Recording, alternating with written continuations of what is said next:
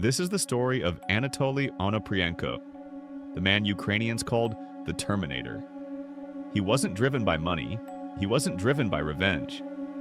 He killed because he wanted to, because he believed it was his destiny.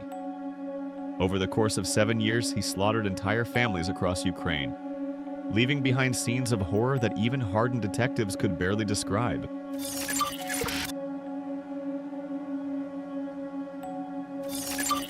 Anatoly Yuryovich Onoprienko was born in 1959 in a small Ukrainian village. His mother died when he was 4. His father, unable to care for him, sent him to an orphanage. That's where the darkness began. He grew up isolated, angry, and obsessed with power. Teachers described him as intelligent but cold, a boy with no soul in his eyes. As an adult, he drifted through Europe, working odd jobs, committing small crimes. But when he returned to Ukraine in the early 1990s, the petty thefts stopped. He had a new obsession: mass murder.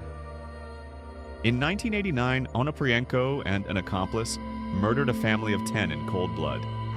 He later claimed it was just a test to see how it felt. He liked it. By 1995, he began a killing spree that would terrify an entire nation. He drove through quiet villages at night, choosing random houses. He'd break in, kill everyone inside: parents, children, even babies. Then he'd burn the house to the ground to destroy evidence. When asked later why he targeted families, he said, "One person is no challenge." A family, that's real power. Between 1995 and 1996, the bodies began to pile up. Over 52 people were killed in less than 2 years, whole families wiped out in minutes. He used a shotgun, a knife, even fire, whatever was at hand. He stole money, but the killings were never about robbery. It was about domination, control, the feeling of playing God. As panic spread through Ukraine, police launched the largest manhunt in the country's history. But Onoprienko always seemed one step ahead, changing towns, disguising himself, sleeping in forests, and leaving behind nothing but bodies and ashes. In April 1996, after months of terror, police finally caught a break. They traced a stolen item from one of the crime scenes to a distant village, where Onoprienko was hiding with his girlfriend. When officers stormed the house, they found weapons, ammunition, and personal belongings of several murdered families. He didn't resist arrest. He simply smiled and said, "I've been waiting for you." At the police station, he confessed to 52 murders, calmly, proudly, as if describing his daily routine. Onoprienko told investigators he believed he was chosen by God, a kind of divine instrument of death.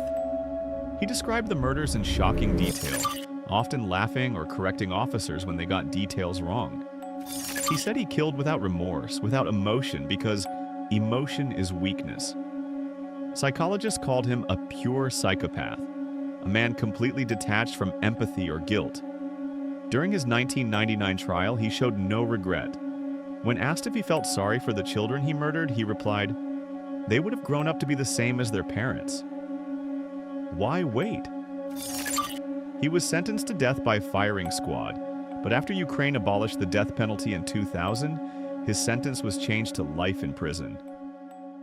Anatoly Onoprienko spent the rest of his life behind bars, boasting that he was more powerful than any army. He died in 2013 of heart failure, unrepentant to the end. His crimes left deep scars on Ukraine, not just for their brutality, but for their randomness. He didn't hunt enemies. He didn't kill for gain. He killed because he could. And that's what made him truly terrifying. Sometimes the most dangerous killers aren't born in war or madness, they're born in silence, in loneliness, and once the darkness finds them, where there's no turning back.